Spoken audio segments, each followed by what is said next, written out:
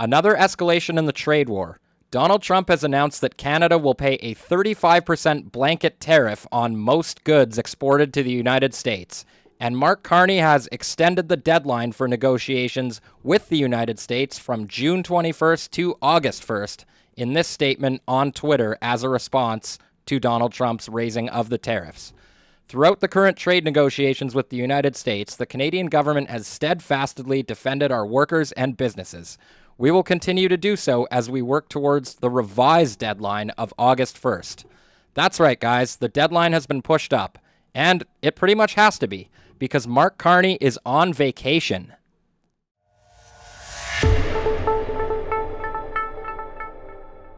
What's up, everybody? Welcome back to another episode of Johnny Says So. And it certainly has come full circle, because the very first time I decided to turn on my webcam and broadcast my thoughts to the world, it was in response to the trade war that had just begun between Donald Trump and then Prime Minister Justin Trudeau. And a lot's changed since then. But, as they say, the more things change, the more they stay the same. Because Mark Carney is really starting to resemble Justin Trudeau, right down to his habit of disappearing right when the country is looking to him the most. That's right, guys. Mark Carney is on holidays, and the government won't say where. While the secrecy around Carney's vacation plans isn't unusual in Canada, other nations' leaders regularly inform the public where they are. Now, that's not the part that I'm really concerned with. I don't really care where Mark Carney is, but you would think that in the biggest crisis of our lifetimes, he would be at work, maybe pushing up that cabinet meeting that he's talking about. But no, he's just chilling on vacation, letting Mélanie Joly address the media, which we'll get to in a minute.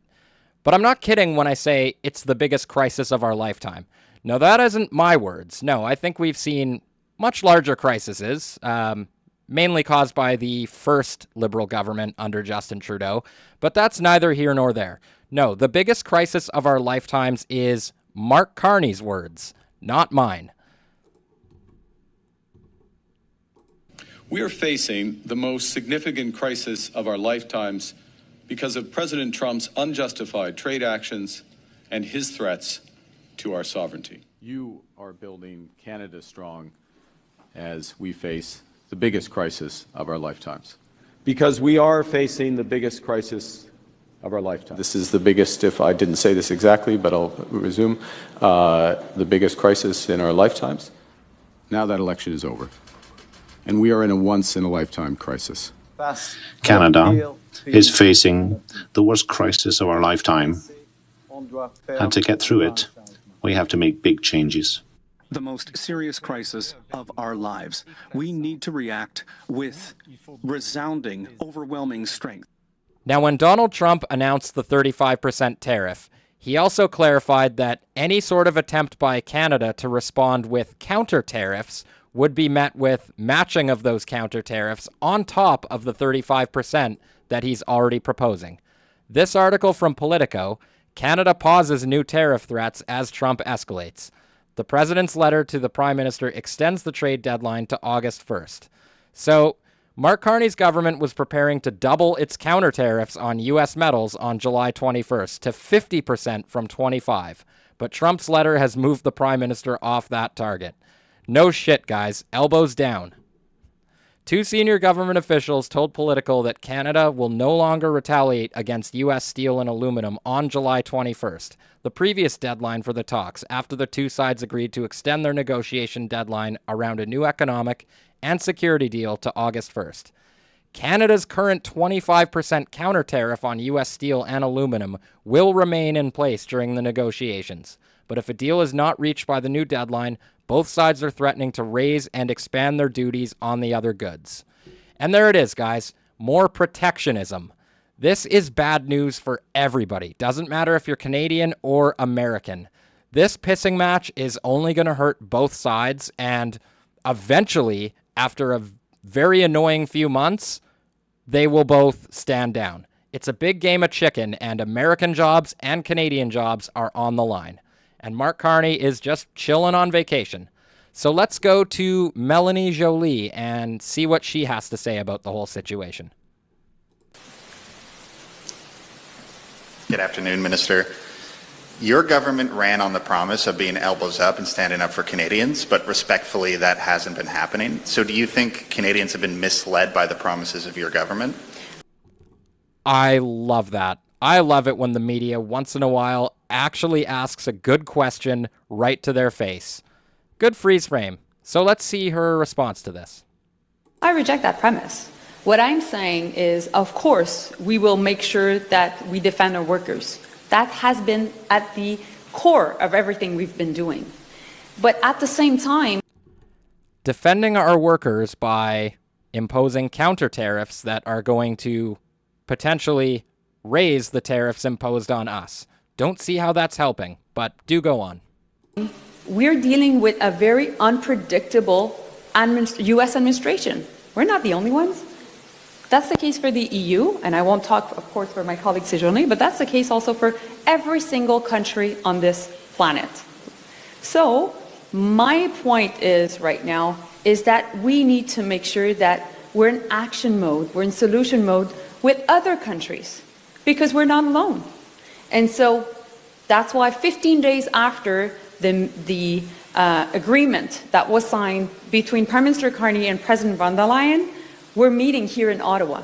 And within the next week, so the end of the summer, I'll be going to Europe, because we need to make sure that our businesses, our industries in Canada, are able to have access to European markets, and same for European companies having access to Canada. So what's the overhead on shipping heavy resources to Europe as opposed to sending them across our land border with the United States? What's the overhead? How much more is it going to cost? And also, what about climate? Don't these people supposedly care about the climate? Wasn't that the big issue of yesteryear? What happened to that? And that's our goal. Because while the U.S. will decide to undergo this protectionism path, we know that together we can be in favor of free and open markets, and that's also a really good way to negotiate. Okay, I got to stop it right there, because it's so rich how she's claiming that Donald Trump is taking a protectionist path and they would rather advocate for free markets, which is hilarious because Canada's protectionism is one of Donald Trump's core issues. Now, I'm talking, of course, about supply management. Viewers, we know he also mentioned Canada's dairy industry, supply management, something that has irritated him for some time. Let's break that down a little bit, too, when it comes to the tariff threat. Yeah, Arthi, Trump takes direct aim at Canada's supply management system in his letter to Carney, which is a signature Canadian policy. It controls the production of dairy products, eggs, chicken, turkey, based on the level that Canadians consume. And yes, Canadians pay higher prices for these products. Okay, I'm going to stop it right there.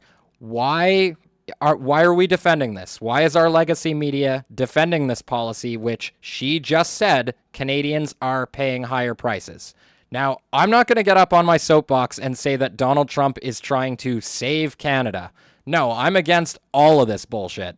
But a broken clock is right twice a day, guys. We have to get rid of these protectionist policies like supply management. Never mind what Donald Trump wants. We should be doing it for ourselves.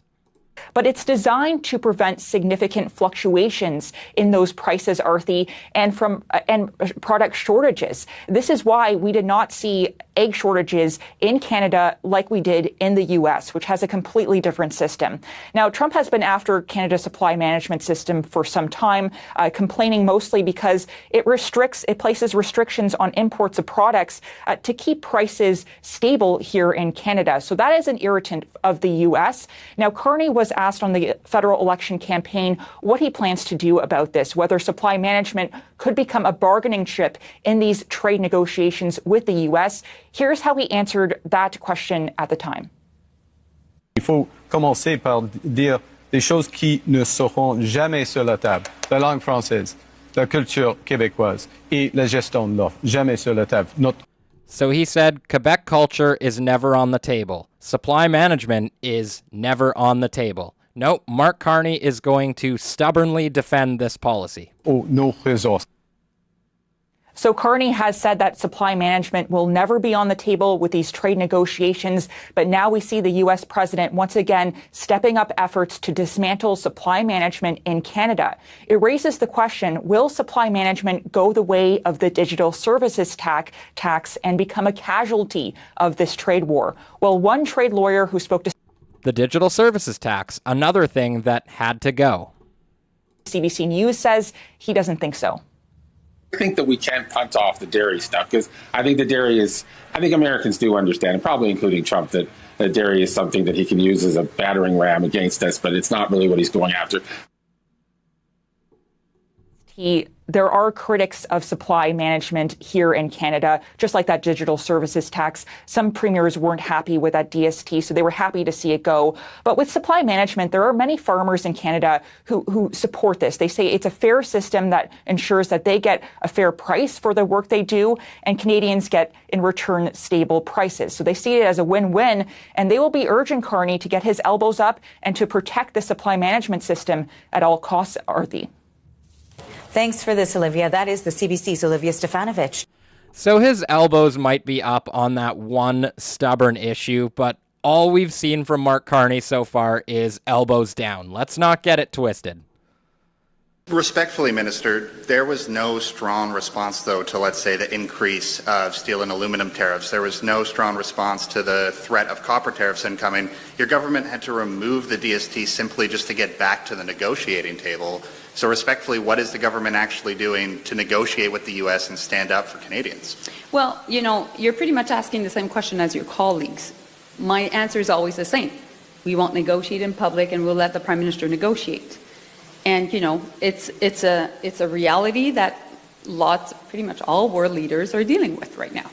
And of course, we're coordinating with the EU, we're coordinating with other countries that are negotiating. That's why economic diplomacy is so important right now. But fundamentally, while these negotiations are happening, we need to realign ourselves with trusted partners. And today, what you're seeing is a realignment between trusted partners. Okay, thank you. Thank you. So the trusted partners she's referring to obviously refers to the European Union, as they share Mark Carney's economic suicide pact of net zero. Now, this clip from CBC Watcher is interesting. I think we're really, in the golden age that is starting between the EU and Canada, which is really funny and pretty much a direct shot at Donald Trump himself, because he campaigned on and often says that we are in the golden age of America. Listen to this. And European countries. And I think that there's a lot of interest in the EU for Canada, and I think there's lots of interest right now in Canada for the EU. I think we're in really, the golden age that is starting between the EU and Canada. Thank you. The golden age between EU and Canada. Well, it's not just the European Union too, guys. Don't forget that we are also, for some reason, including China in all of this. This one from the National Post, how a new Carney-backed pipeline could spoil Trump's plans for Canada's oil. Trump has called for a revival of the Keystone XL. He may not appreciate Canada instead building a pipeline that offers Alberta's oil to China. Wow, guys, how about offering Alberta's oil to the rest of Canada? That would be a good start, wouldn't it? How about we have some LNG plants so we don't rely on the United States to refine a lot of our oil for us? Not too smart, guys, but this is the position that we've put ourselves in the past 10 years. But speaking of Alberta, there really is only a few politicians in the entire country that are making any sort of sense on this issue. Even Pierre Poilievre is starting to sound a little bit too hardcore on the retaliatory tariffs angle of this. And Danielle Smith put this out on Twitter the other day, which is a breath of fresh air, and I agree with her take 100%. The threatened increase to U.S. tariffs on Canadian goods would be a tax on the American people. They would also hurt Canadian and American businesses and workers and damage one of the most important trading and security alliances on Earth. And that can't be overstated because it really is.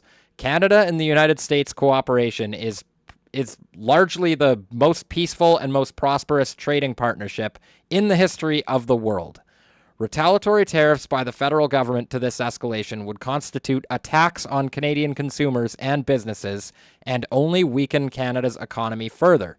In addition to continuing trade negotiations with the U.S. administration in hopes of a resolution to this trade dispute, the federal government must also immediately drop the Trudeau-era anti-resource development laws holding our economy back and work at all haste to approve multiple pipelines, rail expansions, and transmission lines going west, east, and north to diversify and grow our export markets around the world. We need to become an economically stronger and more independent country without further delay or excuse. It's time to repeal these terrible laws that continue to weaken our economy, make us dependent on a single customer, and hold back the prosperity of our country.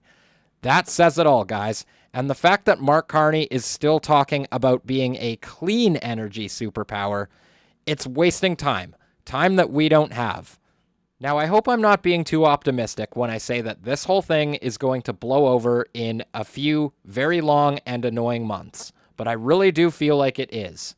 Danielle Smith is right on when she says that this is going to hurt Canadian businesses and American businesses alike, and I really feel it's going to be a matter of time before the business communities on both sides of the border get real tired of this shit show real fast and start speaking up. But in the meantime, we're stuck with this nonsense. And I also can't shake the feeling that Donald Trump is looking for a very large distraction to distract the fact that half of his base is very pissed off with him on the whole Jeffrey Epstein debacle, which we'll get into another time. But that's going to be my show for tonight, guys. Let me know what you think down in the comments. And as always, smash the like button, subscribe to the channel, and I'll see you in the next one. Peace.